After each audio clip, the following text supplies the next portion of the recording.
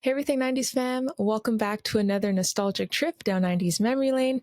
Today I'll be doing a track by track review of my favorite Britney Spears album, Oops, I Did It Again. If you are a new listener, hello and welcome. I am your host, Shaleena. I created Everything 90s podcast for folks who grew up in the 1990s like me, and in each episode, I take you on a nostalgic trip, reminiscing on the highs of that decade. One of my favorite parts of podcasting is connecting with you all, so whether you're a longtime listener or just joining us for the first time, I love to chat with you over at Club 90s, the official Everything 90s fan club. Right now, there's a poll I put up asking folks to vote on their favorite song from this album. So please join the conversation by clicking the Club 90s link in today's show notes. Hope you enjoyed the show. So as I mentioned in the intro, this is my favorite Britney Spears album, and this was one of the first CDs that I owned ever as a kid. I don't remember who bought it for me, but I do remember I got it from HMV, and I think it was the HMV that was at Yorkdale Mall. Oh, good old HMV. It doesn't exist anymore in Canada. Well, I should say Ontario, Canada. I'm not sure about the rest of Canada, but that was the store to get your CDs from your favorite artists. Anyway, I can see the store in my memory right now. I could see the corner wall where I got this CD from. In my opinion, this album is Britney's best. She does her best vocal performance on this album. You really hear her soulful, deep register side, which I really like. And I think I talk about that in my other Britney Spears episode, which I will link in today's show notes. So when I was listening to this album in preparation for this episode, I did pull out my Britney Spears CD. Oops, sorry. Just right there. I had this thing as a kid where I'd write my name on all my CDs. But yeah, so this is the original CD, Britney Spears Oops, I Did It Again CD that I got when I was in grade 5, I believe. As I was listening to the songs, I took it out, opened it up, and I'll show you here if you're watching on YouTube, the CD, the purple CD with her name there. And then there's a picture of her there in the center. So yeah, I took out the booklet and I realized that her booklet doesn't have all of the songs with the lyrics in them, which I found strange. I thought that all of them were in here, but it's only Lucky, Don't Let Me Be the Last to Know, Stronger, and Oops, I Did It Again that include the lyrics, and Dear Diary. Strange. Anyway, when I was a kid reading through the booklet, I remember being so amazed of how pretty and stunning she is in these pictures. Like, I was just like, oh my gosh, this is such a beautiful girl. So yeah, totally brought me back to my childhood when opening up this CD. And I haven't listened to this CD, I would say since, I don't know if since grade 5, maybe middle school, I still listen to it, but it has been a really, really long time. And I was shockingly surprised that I still remembered a lot of the lyrics to her songs. So the layout of this episode, I'm going to do a track by track review of the songs and sprinkle in a little fun facts here and there. I'll first begin with some quick fun facts related to the album. So Britney was 18 years old when this album came out. Super young. It came out on May 16th, 2000, which means it celebrated its 25th anniversary a couple months ago. I really wanted to buy the LP version of the 25th anniversary. I didn't. It's really expensive if you convert it to Canadian dollars. Really expensive. And my record player is currently broken, so it doesn't make sense for me to buy it. But just I saw some YouTubers review it. I saw some pictures of it online, and it looks really, really stunning. Same with the Mariah Carey Emancipation of Mimi album, which celebrated its 20th anniversary. But yeah, hopefully the price goes down by Christmas time, Boxing Day time, and hopefully my record player will get fixed by then so that I can purchase it, because it's stunning. If you haven't seen it, just Google search Oops, I Did It Again 25th Anniversary LP. So this album actually held a world record. In its first week, it sold 1,319,000 copies in its first week, setting a record for 1 week sales of an album by a female artist. And all the sources that I use for my fun facts, interesting facts, I will link in the show notes. So she held this record for 15 years. In 2015, Adele broke the record in November with her album 25, which managed to sell 3.38 million copies during its first week. So round of applause for Britney for that accomplishment. I believe that her debut album also held a world record. I can't remember exactly what it is, but listen to my other Britney Spears episode, and I'm sure I included it in that one. So this next fact I found pretty interesting. The album was supposed to be called Sunflower, and in the 25th anniversary LP, there's a picture of what was supposed to be the original album cover. Completely different from the gold with the shimmering jewelry, gems.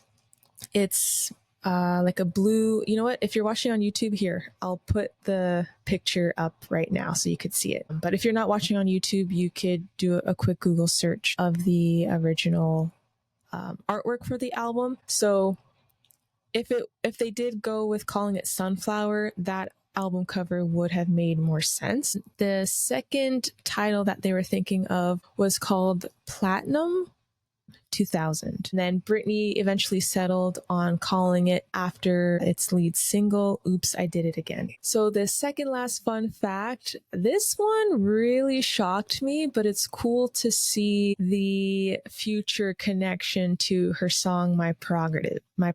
So Bobby Brown apparently served as an assistant engineer on the album. The article where I'm pulling from says if you take a look at the production credits, you'll notice that Bobby Brown is credited as the assistant recording engineers on the project. Now, I looked through the booklet again and I did not see his name. I'll look again, but if anyone still owns her CD, or if you have the LP and it's actually listed in there, let me know. But here's the booklet. I don't know if you can't really see it with my background. Maybe there. Okay, maybe I'll do a screenshot. But yeah, I could not find his name in here. So if anyone finds that, please let me know. That's super interesting. And then the connection with her song, My Prerogative, which came out years later, that is a cover of Bobby's song, which apparently he wasn't a fan of, but I think it's all right. And the last fun fact I have for you for this album, Britney recorded half of this album in just 1 week. She was grinding. Man, I can't imagine how many sleepless nights, all-nighters she had to pull for that. Recording half of the songs. I think she has 12 songs on here. 6 songs in 1 week. That's crazy. And in an article that I read, it said during her 2000 Rolling Stone cover story, she acknowledged that the process was rushed. And she said, quote, "The new album is really hot, but I just know how much better it could be," end quote. Girl, this album is hot. It is great. This is a no-skip album, in my opinion. But I do think that recording 6 songs in 1 week is a lot. But hey, Britney, you got that world record. It was a huge success, so hats off to you and to the producers and writers that you worked with. Okay, now the fun part, the track by track review. So starting off with the opener, the title track, Oops, I Did It Again. If you're watching on YouTube, I'm wearing my red tank top in tribute to her iconic red suit outfit that she wore. Super iconic. And nowadays you could see people having that outfit for Halloween costumes. Super iconic Britney fit. Okay, so my opinions on Oops, I Did It Again. I love the funky bass sound. Easily eats Baby One More Time, which was her debut song, which was her first single for her debut album. I love Baby One More Time, don't get me wrong, but Oops, I Did It Again, way higher than Baby One More Time, in my opinion. I just love the dun, dun, dun, dun, oh yeah. Like I just love the bow, bow. Um, if you know, you know. And just my favorite part in this song is when she sings how's the thing go again? Hold on a second. Let me just pull up the lyrics here. It's in the second verse. She goes, see, my problem is this. I'm dreaming away. Like the way she says away, like it kind of goes deep and like it's funky. I love that part of the song for some reason. I still remember the choreography for the chorus part in the music video. When I was younger, I used to practice that a lot in my bedroom. You couldn't tell me I wasn't one of Britney's backup dancers. I still remember the choreography till this day. Let me know in the comments here on YouTube if you also remember the choreography. If you're listening on Spotify, you could comment there as well. But yeah, it's ingrained muscle memory, ingrained in my mind. But anyway, a fun fact with this song, specifically for the music video, Leonardo DiCaprio was supposed to be the love interest, the astronaut that was in this music video because of the Titanic reference. So he was reportedly signed on to be the love interest, but then he had to cancel due to a conflict. So the person that ended up becoming the astronaut in the music video, his name is Eli Swanson. And apparently in current times, he is an orthopedic surgeon. Hey, shouts out to you, Eli. So he took Leonardo's place, and the voice when they're like in the bridge where they're talking, when he's talking to Britney, that's not actually his voice. The voice belongs to Max Martin, which is the co-writer and co-producer of this song. So I really thought that was interesting. I did not know that was his voice. And his voice later shows up again in another song, which I hope I remembered to write down which song that was. But when I was looking through the handy dandy CD booklet, I noticed his name under the backing vocals. All right, so moving on to Stronger Than Yesterday. Now it's nothing but a mind. I love this song. This is probably my top favorite song out of the whole album. It has such an epic beginning. Like the like it's just, something epic is going to happen when you hear that sound. I don't know how else to describe it, but it's like a theatrical something that you'd hear in a movie, I would say. But after that, ooh, hey, yeah, I love the little run that she does, and you could hear the soulful, deep tone.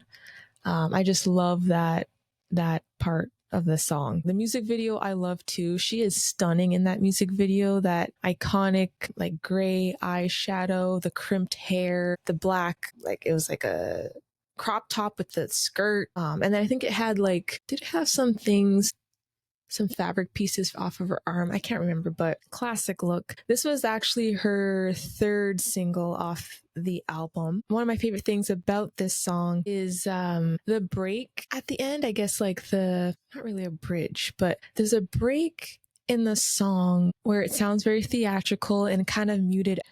And she goes, here I go, here I go, here I go. All right. And I just love that part, and it kind of builds up. Ooh, stronger than yesterday. And she does a key change and hits this high note at the end. I love it. I love it. My favorite parts of this song. And I just love her run at the end of this song. Let's see if I can remember. She goes, I'm stronger. I can't really do it, but at the end of the song, she does this cool run, which I love. One of my favorite parts of this song. Yeah, Stronger. A little funny fact here, when I was re-listening to this song and following along with the handy dandy booklet, I'm so sad that because of my background, you can't. Oh, if I put it, oh, there we go. You can't. Okay, you could kind of see it like that. But when I was reading the lyrics, along with the song, going through the booklet, I thought, what was it? Like when she goes, "Hush, just stop. There's nothing you can do or say.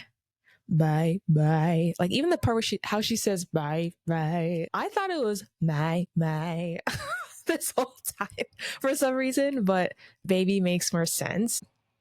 So yeah, I thought I would just share that.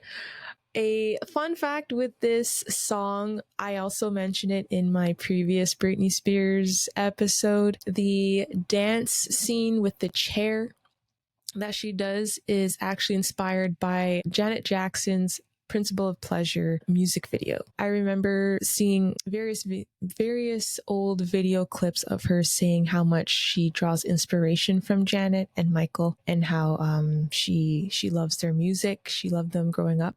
So I thought that was really cool. So yeah, that's Stronger. Probably my favorite song off of this album. So track 3 is Don't Knock My Door. Don't knock my door. Don't go knocking on my door. Love this song too. I think I love this song as equally as Stronger. This song, listening to it with adult ears, it sounds like a Dark Child production. Why am I blanking out? Rodney Jerkins. It's like the string, the really sounds like it's something that would have came from him, but he's not a producer on this. He is a producer on the next track, which we'll get into. But this song in my top 5 for sure. And one of my favorite parts is towards the end of the song, I think, or middle of the song, where she hits that high note. As long as you don't come back. And then the backup vocals, gonna turn away for sure and I love that part of the song. And yeah, Don't Go Knock on My Door, it's a bop. The first 3 songs of this album are high energy bops, no skips whatsoever. This is, I think I mentioned this already, in my opinion, is a no skip album. So before we get to track 4, there's the first interlude. So throughout this album are some interludes of Britney talking to her friends, and then there's another interlude before Lucky, where there's a guy leaving her a message. Re-listening to this album as an adult, I remembered, like, when the interlude came up, I'm like, oh yeah, I forgot that she does this throughout the album. So yeah, I just remember, don't tell me you agree with him. Oh my god. And then what does her friend say? It's like you're never satisfied. She has like a little accent there. So it goes into I Can't Get No Satisfaction, track number 4, and I love this song as well, probably as equally as I love Stronger. I did not know this song was a cover. If you knew this was a cover, let me know in the comments. If this is your first time finding out this was a cover, let me know in the comments. It is a cover of the Rolling Stones song, same title, that came out in 1965. And I listened to that song, and what's interesting is, so with Britney's version, it starts really soft, with the na na na na na na na na na na na na na na na na na. And that na na na na na na na na is a slower version of the guitar riff in the intro of the Rolling Stones version. Because when I played their song, I'm like, why does it sound familiar? And it's her na na na na na nas. So I thought that was super cool. If you haven't heard the Rolling Stones version, check it out and do like a little comparison with hers. But I thought that was a cool nod to the original. So this song was produced by Dark Child, aka Rodney Jerkins, a really popular producer in the 90s and to this day. And it was actually Britney Spears' idea to have him work with her on this cover to make it more modern. And she also mentioned that she actually really liked the original song when she was a kid. So there is one of the other main differences between Britney's version and the Rolling Stones version is the writers, I'm not sure if she updated it or the writers that worked on this song updated it, but the second verse, when she goes, what's the beat again? When I'm watching my TV, and that girl comes on and tells me how tight my skirt should be, but she can't tell me who to be. I messed that up, but the Rolling Stones version is when I'm watching my TV. I don't even know if I'm doing the proper melody, but I'll just read it out in case there's any Rolling Stones fans listening. But their version is when I'm watching my TV and a man comes on and tells me, so not a woman, how white my shirts can be, so not skirt. Well, he can't be a man because he doesn't smoke the same cigars as me. Oh, burn. So yeah, she updated, or Rodney or whoever the writers were on that one. So yeah, that is Can't Get No Satisfaction. Love her ad libs in this song as well, and her little giggle at the end reminded me of, listening to this album as a kid, how it goes straight into the next song. So she goes, I can't get no satisfaction, baby. And then it goes, da-na, da-na, da-na-na-na-na, shoo-ba-doo-doo, shoo, shoo-ba-doo-doo.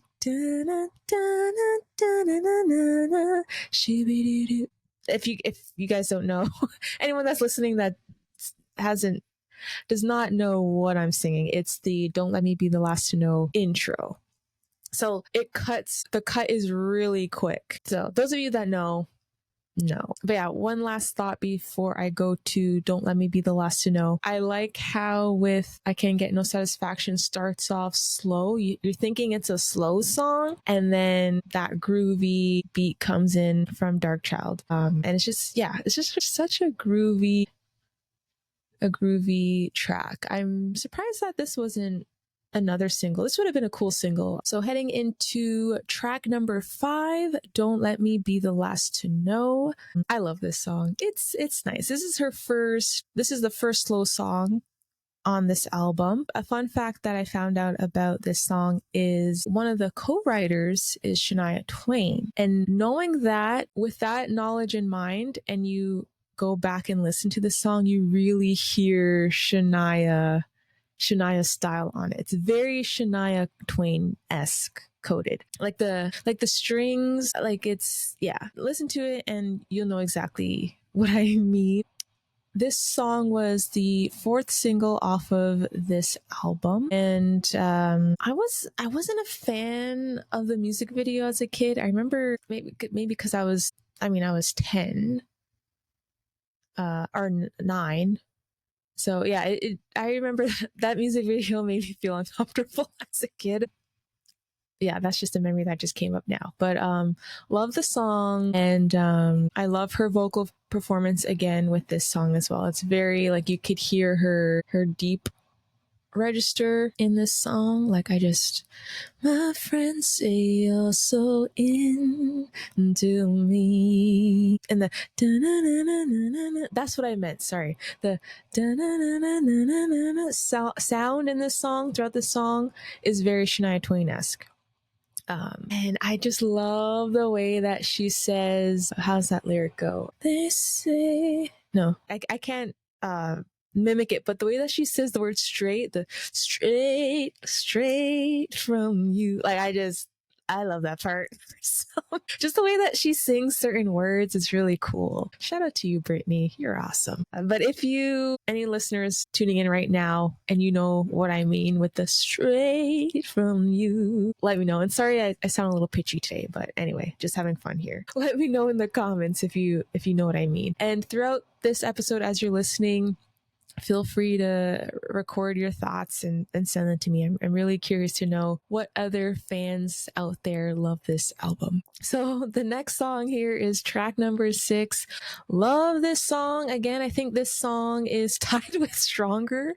Stronger, what you see is what you get. Don't go knocking on my door. Tied at number 1 for my favorite songs of this album. What I like about this song is it has a lot of character, it has a lot of attitude. Sonically, I love it as well. It's so interesting. I just love the little breaks in this song. So, for example, there's a part, I think it's in the second verse, where she goes, oh shoot, how does the song go again? I'm drawing a blank here.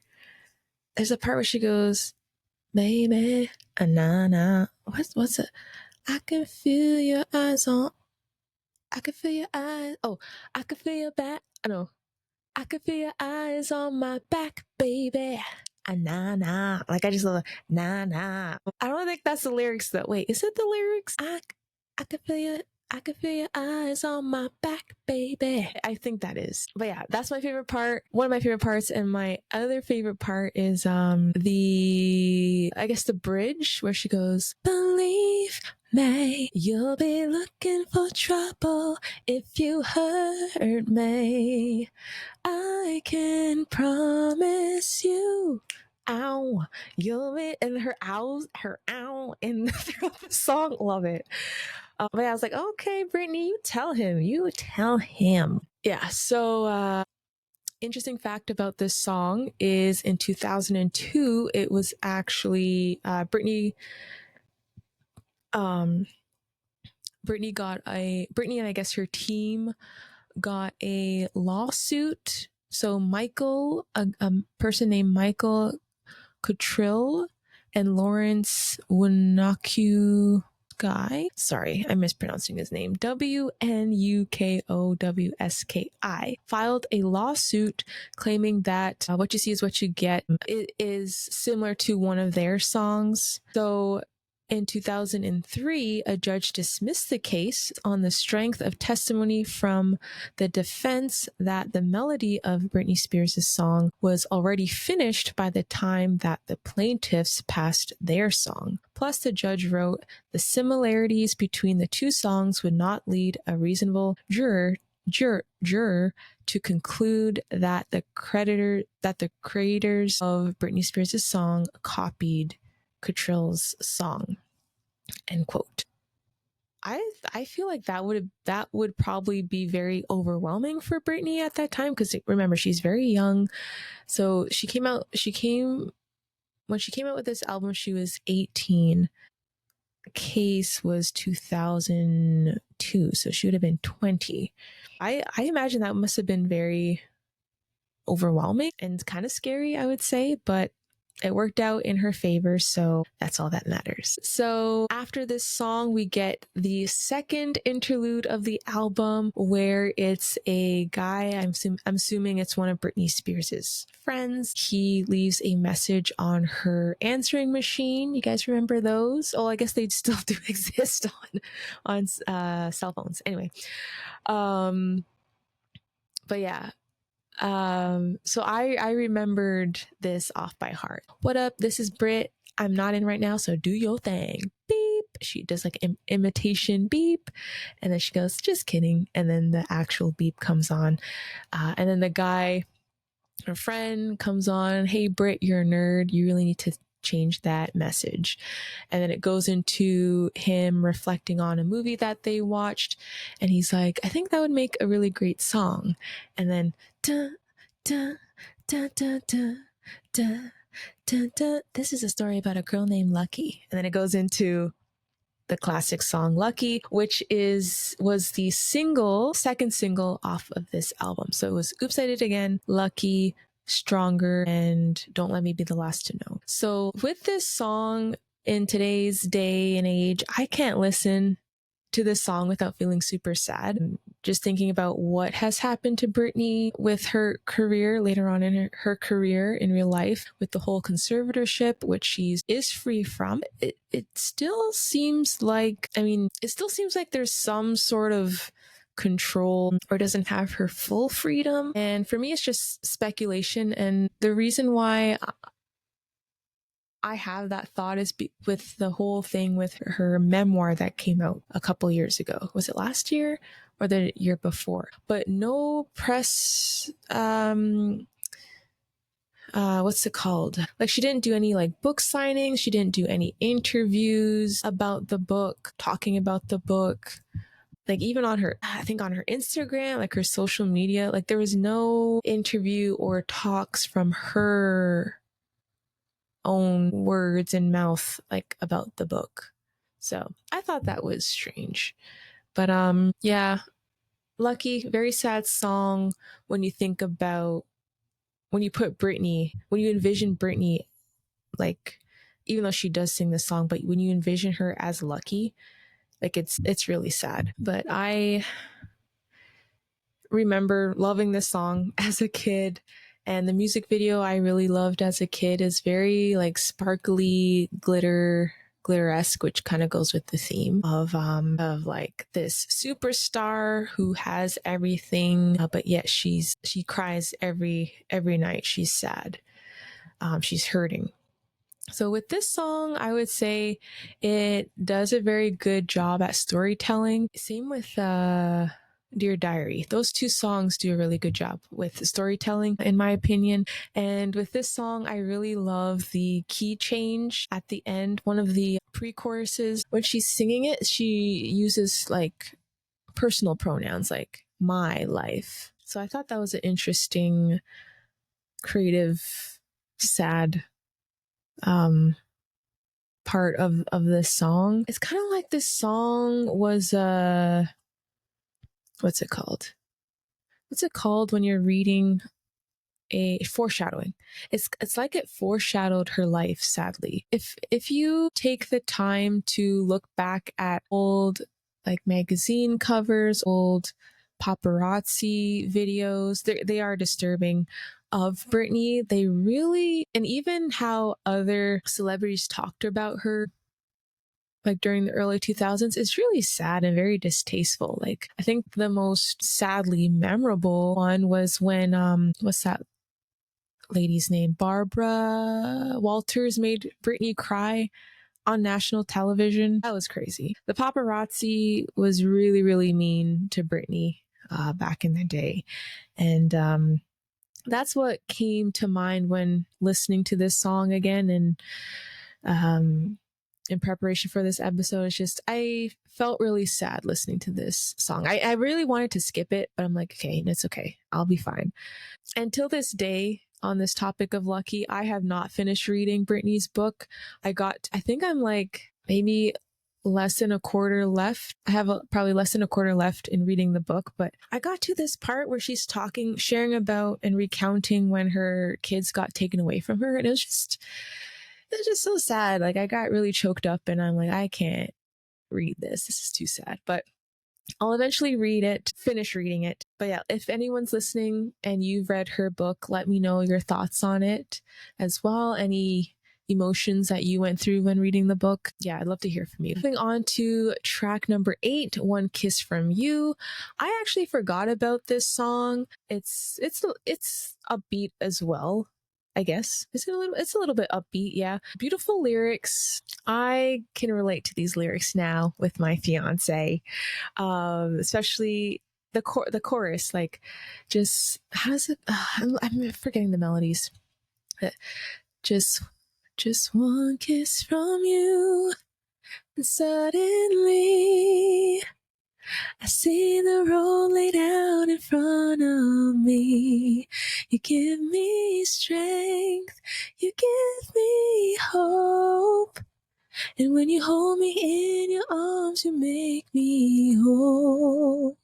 And I don't know just what I would do without one kiss from you. It's just so beautiful. Shout out to One Kiss from You. All right, so moving on to track number 9, Where Are You Now? So this is the second slow jam off of this album. This one's really sad as well. It sounds like it could be off of a Backstreet Boys album, Millennium. Actually, side note, if you listen to Oops, I Did It Again album and the Millennium album back to back, they sound very similar sonically. And this song sounds like, I can't put my finger on which Backstreet Boys song, but it does sound like it could be a Backstreet Boys song. Anyway, this song, what I love about it is you get to hear Britney belting, hitting some high note that you don't really normally hear in her singles. And I'm not sure if on her first album she has any songs like these or her later albums, but yeah, she just does like this. I think it's the chorus after the bridge. She just snaps vocally. Like I'm curious. Yeah, again, I'm curious to know if she does this on any other song in her career. If there are any, please let me know. I'm not familiar with her albums after her third album. I'm more familiar, I'm well versed in her second album, but after her third album, I kind of stopped following her career for whatever reason. It wasn't like done on purpose, it just different music interests developed at the time. But if there are any songs, ballads from Britney where she hits high notes, please let me know. Recommend some to me to listen to, because when I listened to this, I was like, what? Yes, Britney, you hit that high note. Yes. I don't know why there's not more songs where she does that. Anyway, it's a beautiful treat. Where Are You Now? Sad song, but her vocal performance in this song, in my opinion, is like one of her best vocal performances. But yeah, that's my thoughts on Where Are You Now? Okay, moving on to track number 10, Can't Make You Love Me. This song, in my opinion, also sounds like it could be on a Backstreet Boys album. On their Black and Blue album, they have a song called Everyone. Everyone, everyone, everyone. This one goes out to you. That song sounds very similar to Can't Make You Love Me, and I'm pretty sure it was Max Martin who was on this one. Oh, yep. Max Martin is one of the co-producers. That's the first thing that came to mind when I re-listened to this song. What I love about this song is the soft turn during the bridge. So it's a very high beat song, high energy song, but when it comes to the bridge, it slows down. So I really like that sonically. And overall, the bridges in all of her songs on this album are really cool. There's like a shift in the song. It's very well done. Okay, moving on to the second last track of the Oops, I Did It Again album is When Your Eyes Say It. I totally forgot about this song. It sounded a little bit familiar to me, but the lyrics, I had no idea what the words were when singing this song or when listening to this song. And she does like a lot of talk singing in this song, very Boys to Men ish. I feel like it's kind of meh, in my opinion.